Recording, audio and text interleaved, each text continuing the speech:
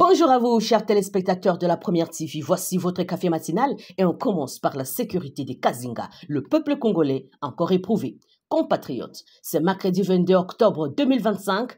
La terre sacrée des Kazinga, dans les secteurs d'Osso-Banyungu, territoire de Masisi, tremble une fois de plus sous le bruit assourdissant des armes. Dès le premier lueur du jour, le violents affrontements éclatèrent entre le rebelle de l'F-123, soutenu par leurs alliés étrangers qui est le Rwanda, et le vaillant combattant Wazalendo, défenseur de la patrie et de la dignité nationale. Le rebelle de l'FC-123, soutenu par Kigali, prirent l'initiative de ces hostilités, lançant une attaque surprise contre les positions tenues par les forces populaires congolaises. Très vite, les collines de Kazinga résonnèrent des détonations d'armes lourdes et légères, sémant terreur et panique parmi la population civile. Des familles entières abandonnèrent leurs maisons, fuyant vers des forêts ou des localités voisines dans une confusion totale. Selon des sources locales, les combats gagnèrent en intensité au fil des heures, plongeant tous les secteurs d'Osso-Banyungu dans une situation de grande incertitude. Dans la même matinée, les échanges de tirs éclatèrent également en Ndete et Shoa, deux localités proches, mais ces affrontements ne durera pas longtemps. Le rebelle se replia rapidement après une riposte déterminée de Waza. Depuis le mois d'avril dernier, cette partie du territoire de Masisi demeura le théâtre d'affrontements répétés entre le rebelle de l'F-123 et les résistants Wazalendo. Chaque jour, les sangs de nos fils et filles coula sur cette terre meurtrie, mais jamais soumise. Malgré la souffrance, le peuple congolais resta debout, animé par un seul idéal, la défense de la nation et la libération totale du Congo. À Kazinga, comme ailleurs à l'Est, les combats pour la souveraineté nationale continuent. Et tant qu'un seul Wazalendo tiendrait encore une arme, le Congo ne tombera jamais. Ndugu zangu wakongomani, msiogope kitu. Hakuna kitu itatukamata. Hii nchi ni yetu. Bakuye usiku, bakuye mchana, tuko tayari kumalizana nabo. Partout kwenye batafika tutawamaliza tu. Msibaogope hata. Hii nchi ni yetu na ni muda yenye tutaitetea na kuikomboa kwa njia yoyote ile. Nawatakia asubuhi njema. Alerte au Nord Kivu, on vous parle de Kachebere qui est sous psychose. En cette nuit du mardi 21 au mercredi 22 octobre, la quiétude de la population vivant autour de Kachebere dans les territoires de Walikale fut brutalement troublée. Vers 2 heures du matin, un drone de nos rouleaux compresseurs de la RDC survola l'espace aérien de cette zone dans le cadre d'une opération de reconnaissance et de patrouilles militaires. Le vrombissement régulier de l'appareil réveillant les habitants surpris et inquiets de cette activité inhabituelle dans les ciels. Très vite, la peur gagnant toute la région lorsque le rebelle de l'F-123 qui occupait plusieurs positions dans la zone ouvrirent le feu contre les drones congolais. Ils tirèrent plusieurs bombes depuis leur bastion de Kachebere Kasopo dans l'espoir d'abattre l'engin des rouleaux compresseurs de la RDC, mais sans succès. Le drone poursuivit son vol, démontrant la maîtrise technologique et la supériorité militaire de l'armée congolaise sur les théâtres des opérations. Cette réaction désespérée des rebelles aggravant la psychose au sein de la population civile déjà meurtrie par 2 mois d'occupation et des combats incessants. Des familles entières quittèrent précipitamment leur habitation, craignant des représailles ou des frappes d'artillerie. Depuis plus d'une semaine, les drones de rouleaux compresseurs de la RDC survolèrent après précision plusieurs zones tenues par le rebelle de l'F-123 dans les territoires de Walikale et de Masisi. Ces appareils furent utilisés pour repérer, surveiller et frapper les positions ennemies avec efficacité. Dans la nuit du lundi 20 au mardi 21 octobre, ces mêmes engins bombardèrent 2 positions stratégiques des rebelles, notamment près de Kalembe, nous sommes dans le territoire de Masisi, et à Ioula, nous sommes dans le territoire de Walikale, infligeant des lourdes pertes à l'ennemi. Ces opérations démontrèrent que l'armée congolaise reprit progressivement l'initiative militaire, donnant espoir et fierté au peuple congolais. Oui, le Congo se relèvera. Oui, le Congo résiste. La nuit de Kachebere rappelle au monde que, face à la trahison et à l'agression, la RDC ne plia jamais. Nos FARDC avancent avec courage, nos Wazalendo luttent avec foi et notre peuple croit encore à la victoire finale de la patrie. Debout, peuple congolais. Les ciels de Kachebere vibrent de la puissance de nos armes et bientôt la terre de la République démocratique du Congo vibrera de notre victoire.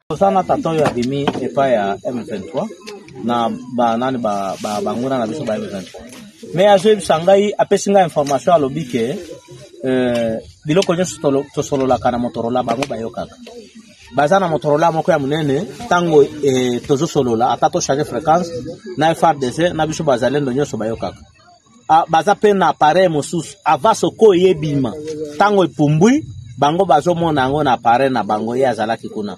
Est-ce que vous pouvez expliquer? Oui. Ouais. Bon, ngai longo na nyaloba en tout cas na bitumba nyonso iloko nyonso kozopanga kana bitumba bango bazolanda. Baza na Motorola moko abenga yango lipita. Comment Motorola na lipita? Motorola na lipita. Donc nyonso bozoloba na moto nyonso bazolanda. Avion avait eu un aéroport, il y a des matériaux à l'école, la signalé mbala moko. Avion déjà est mati. Ando bisa soda na mobile, biso soko tanini na ndaki avion zoya. Même na drone ni monsieur. Deti na drone ezo beta tango ebeti ba beti kaka na defense mais bazo boma bantu. Ne voye bimlia bantu bala kaka. Zandengo wana. Ok, merci. Azala qui kosala na bureau D na TD ya 34 mission militaire. Est-ce que bazala qui azala kolanda biloko nyonso? D'accord bake biloko wana sengeli komona technologie ezokende liboso bomona nengene bo.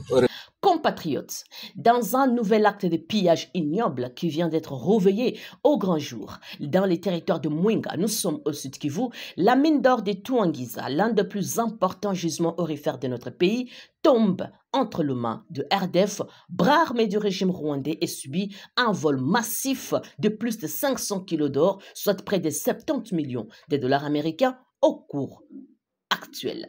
Depuis la prise du contrôle du site en mai dernier, le rebelle du 23, appuyé logistiquement et militairement par l'armée rwandaise, organise un pillage systématique des richesses congolaises. Selon la société Tuangiza Mining, plusieurs complicités internes furent identifiées. Certains employés congolais achetés ou intimident aident les envahisseurs à transporter les métals précieux, facilitant ainsi un premier transfert de 50 kilos d'or dès le premier jour de l'occupation. Depuis lors, plus de 500 kilos d'or furent extraits illégalement de la mine et acheminés par des circuits clandestins vers l'étranger, sans doute à destination du Rwanda, plaque tournante du trafic illicite de minerais congolais. Ces vols monumentaux représentent un manque à gagner colossal pour l'État congolais. Près de 70 millions de dollars envolés, sans compter 5 millions de dollars d'équipements et de matériel détruits ou tout simplement emportés. La société Tuangiza Mining, dévastée par cette occupation, déclare en cas de force majeure et annonçant vouloir saisir les autorités congolaises et instances d'arbitrage internationales. Le 15 octobre dernier, un drone inconnu frappa la mine, détruisant une partie de son infrastructure électrique. Une attaque qui reste non revendiquée, mais qui illustre le chaos total imposé par la présence des rebelles et de leurs complices. Ce drame n'est pas un cas isolé. Il rappela au monde entier la vérité honteuse. Depuis plus de 2 décennies, les sons du peuple congolais financent la prospérité des autres. Pendant que nos enfants meurent à Mwenga, à Fizi, à Massissi ou tout simplement à Rutshuru, l'or, les coltans, les cobaltes et la cassitérite de notre terre sont pillés et exportés sous silence vers des puissances qui ferment les yeux sur la souffrance de la RDC. Mais qu'ils sachent une chose, les Congo n'est pas à vendre, les Congo ne se pillent pas. Les Congo se défend. Ce vol de 500 kilos d'or à Tuangiza constitue un crime économique et une agression flagrante contre la souveraineté nationale. Chaque gramme de cet or arraché à notre sol est un morceau de pain de nos enfants, de la santé de nos malades et de l'avenir de nos jeunes. Les FARDC et les Waza doivent redoubler de vigilance et d'action pour reprendre cette concession stratégique. Les institutions de la RDC, les organisations régionales et internationales et surtout le peuple congolais tout entier doivent exiger des comptes Rwanda et à tous ceux qui profitent du sang et des larmes de la RDC. Peuple congolais, l'heure n'est plus au silence. Ce qui se passe à Tuangiza est une déclaration de guerre économique. Mais notre nation a déjà trop souffert pour encore se taire. Debout, fils et filles de la RDC, que chaque citoyen prenne conscience que la défense de nos ressources, c'est la défense de notre dignité et que le voleur sachant, lors de Tuangiza, redeviendra congolais parce que le Congo ne meurt jamais.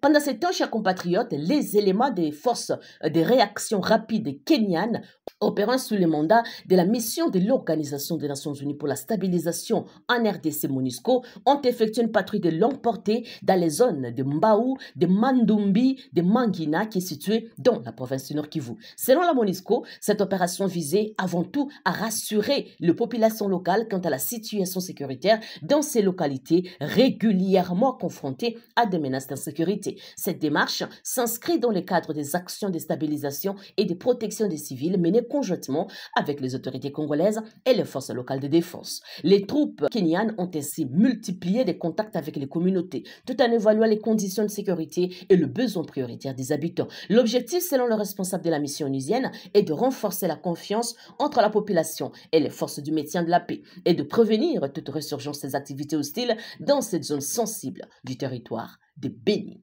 Pendant ces temps, chers compatriotes au Sud Kivu, en ces temps de preuve où la ville de Bukavu et ses environs vivent sous la menace persistante de RDF M23 AFC, l'armée congolaise vient de se réorganiser avec détermination pour reprendre l'initiative sur le terrain. Et oui, 2 hommes d'expérience, le général de brigade Ilunga Kabamba, Jean-Jacques, et le général de brigade Amouli Siviri viennent d'être investis à la tête de 2 structures stratégiques de la défense nationale dans la province de Sud Kivu. Le général des brigades Ilunga Kabamba Jean-Jacques a été nommé commandant de la 33e région militaire en remplacement du général Mwakumbuku Jean-Daniel, récemment perdu la vie. De son côté, le général Amouli Siviri a pris le règne du secteur opérationnel Sokola 2 Sud Kivu, succédant ainsi le général Mwehu Lumbu Evarista. Ce mercredi 22 octobre, les 2 officiers supérieurs ont foulé les sols d'Uvira, symbole de la résistance et de la souveraineté nationale, pour prendre officiellement leurs fonctions. Selon Mbouyi Kalonjirigen,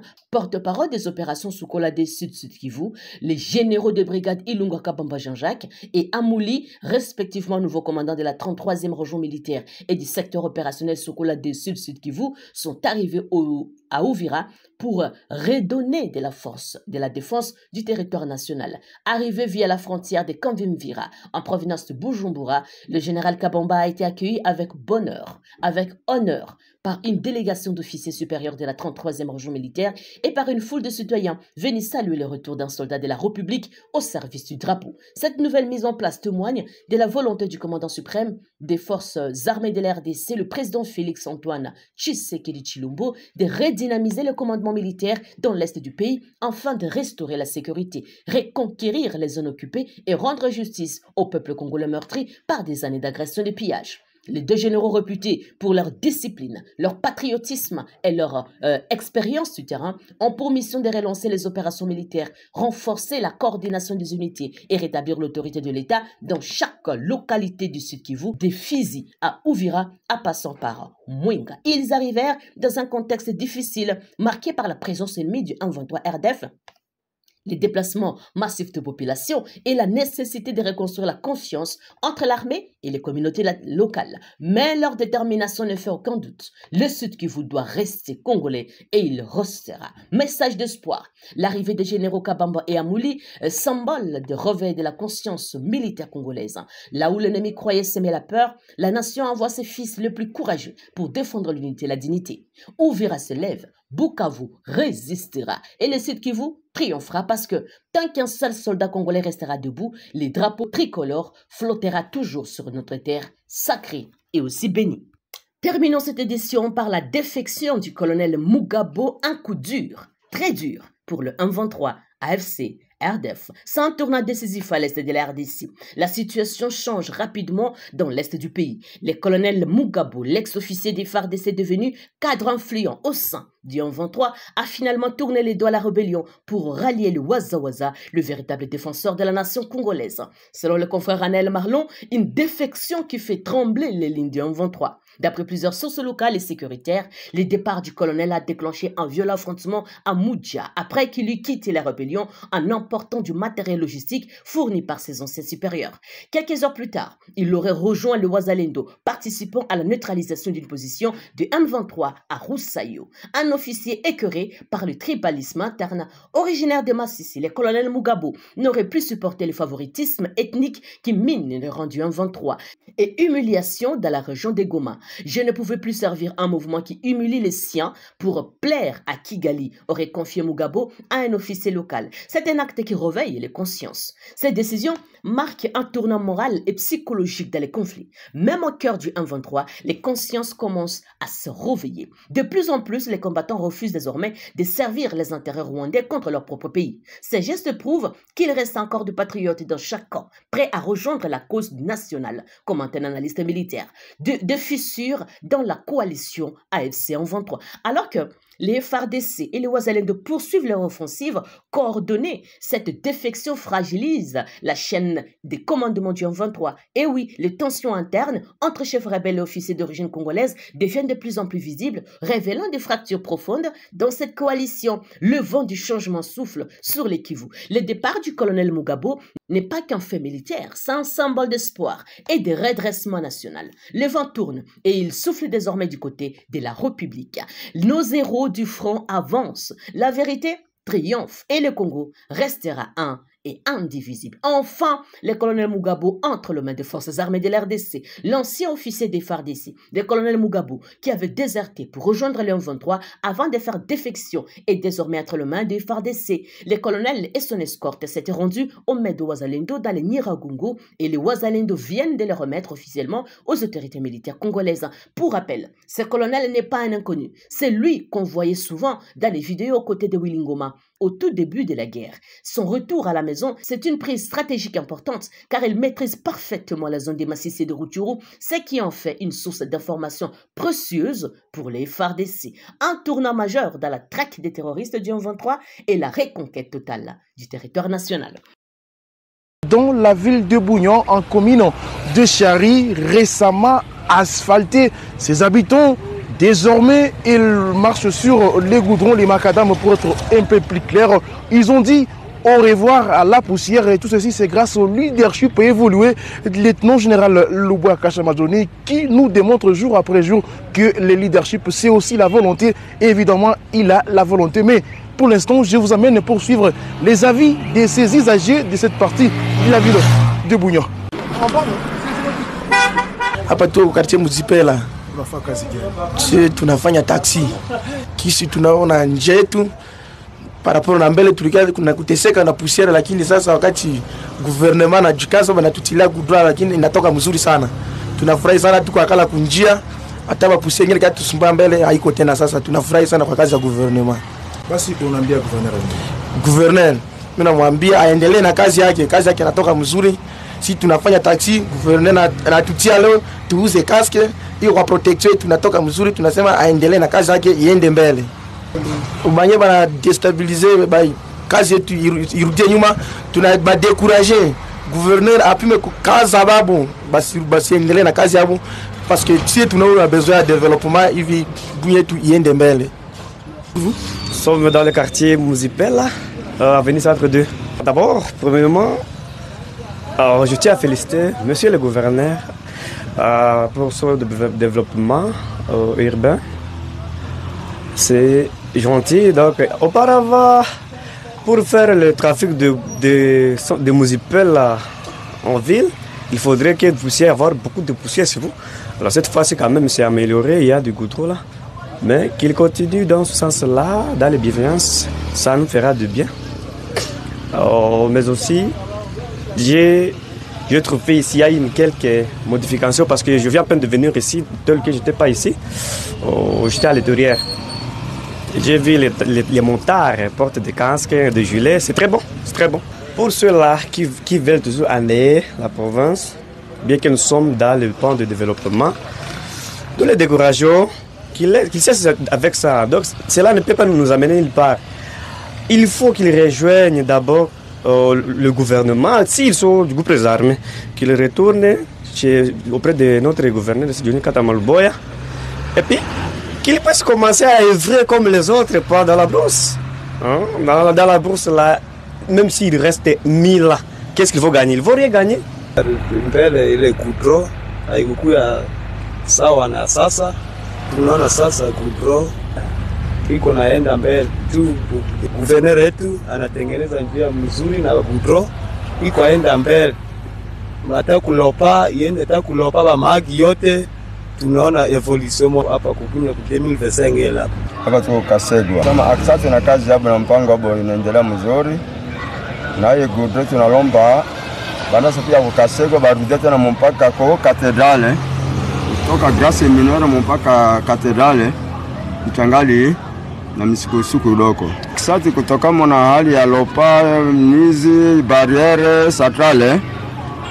Watu walijaa hapa kwa Kasegwa yote basi arudia na amani. Tunapiga kisasi na kazi yake. Le banditisme existait, on ne dormait pas auparavant. Bon, tel qu'on a vu les nouveaux militaires ici, ils se comportaient bien. Il y a la sécurité nocturne. Parfois, on se rencontre avec eux. Mesdames et messieurs, qui commence bien, finit bien. Vous venez de suivre les réactions de la population de cette partie de la ville qui disent merci à l'autorité pour cette nouvelle image de leur quartier.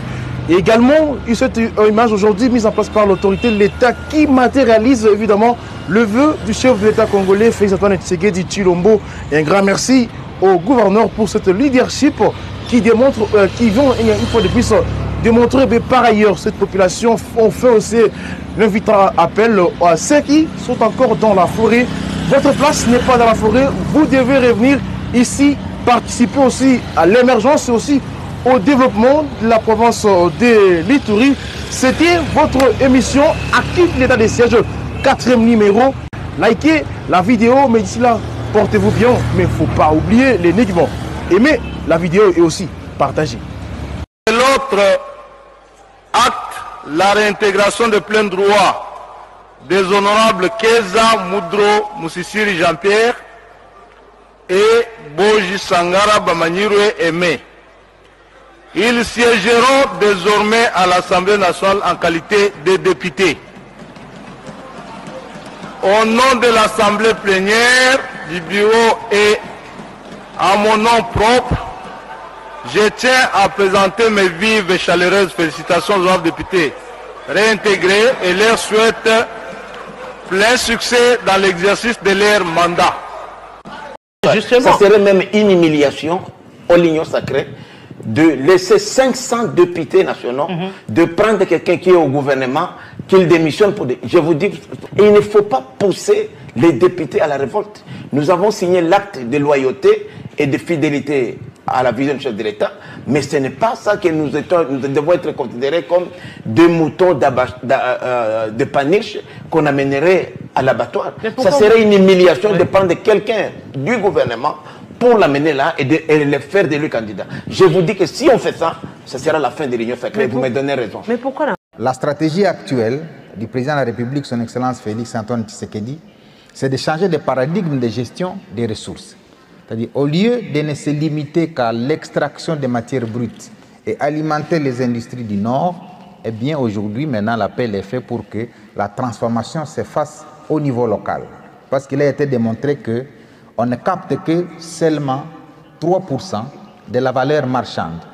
Et donc, le nouveau paradigme, c'est la transformation locale. Deuxième élément important pour l'économie de la RDC, c'est l'agriculture.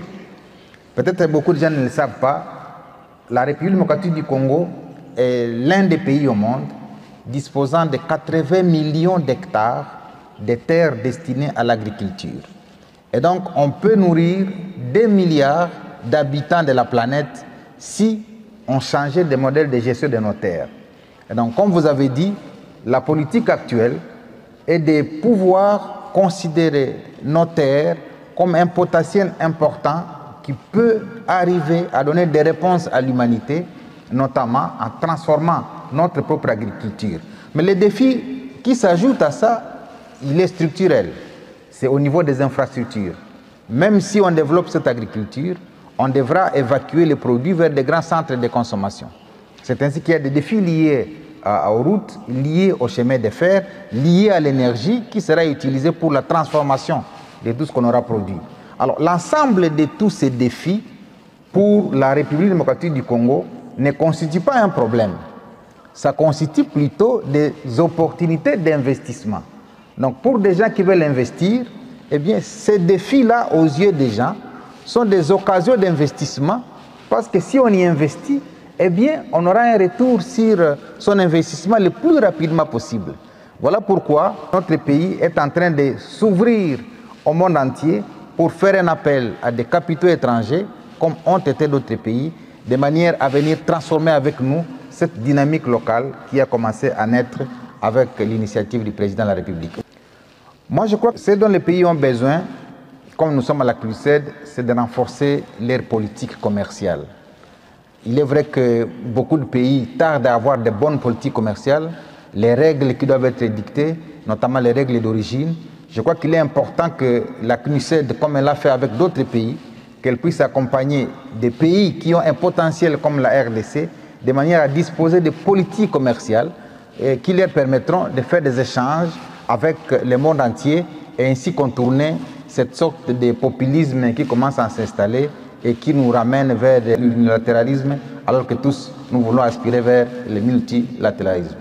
Et qui ne peut pas partager la prospérité, évidemment il se trompe parce qu'à un moment donné, leur prospérité va se buter à un problème. Et donc il faut une prospérité partagée pour que le monde soit aussi équitable.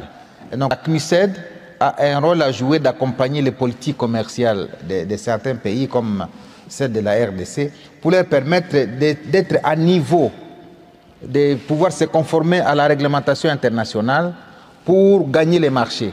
Parce qu'en fait, qui dit commerce dit marché. Qui dit marché dit demande. Qui dit également demande, la demande appelle un autre concept, c'est la production. C'est-à-dire, vous ne pouvez pas dire que vous exercez le commerce sans que vous disposiez des marchés, sans que vous disposiez d'autres outils liés à la production pour permettre à ce que la production saisisse le marché et finalement on exerce le commerce. Et donc, pour moi, la CNUSED, qui a déjà élaboré des programmes avec beaucoup de pays, la CNUSED qui a aidé les pays comme l'Angola, comme le Kenya, comme d'autres pays à concevoir des programmes adaptés, devra continuer à identifier quels sont les États qui accusent un certain nombre de retards dans leur politique commerciale pour les mettre à niveau, permettre à ces États-là de saisir les marchés qui existent.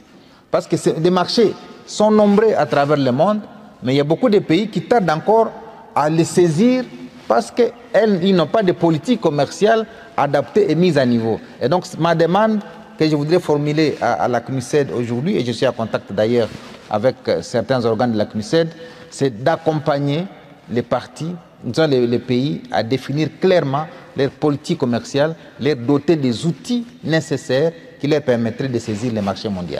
Pourtant, il n'est pas bon qu'un pays seul se sente prospère en regardant d'autres qui végètent dans la misère. Et donc le commerce est un instrument qui peut permettre des échanges à travers différents pays pour que ceux qui disposent des ressources, ceux qui disposent des moyens nécessaires, échangent avec ceux qui ont les moyens financiers pour que de ces échanges, les uns et les autres tirent des bénéfices. Et je crois que nous devons combattre cet unilatéralisme qui commence à s'installer, qui vient violer les principes qui ont été édictés depuis des années. Et donc l'interpellation est faite à l'OMC, Organisation mondiale du commerce, pour qu'elle qui régule le commerce international puisse appliquer les sanctions nécessaires à ceux qui s'investissent dans l'unilatéralisme, et la CNUSED est là pour accompagner cette politique.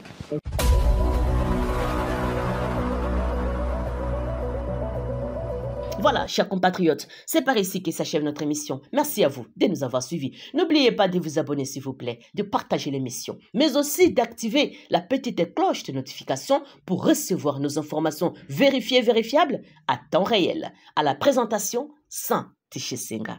Au revoir.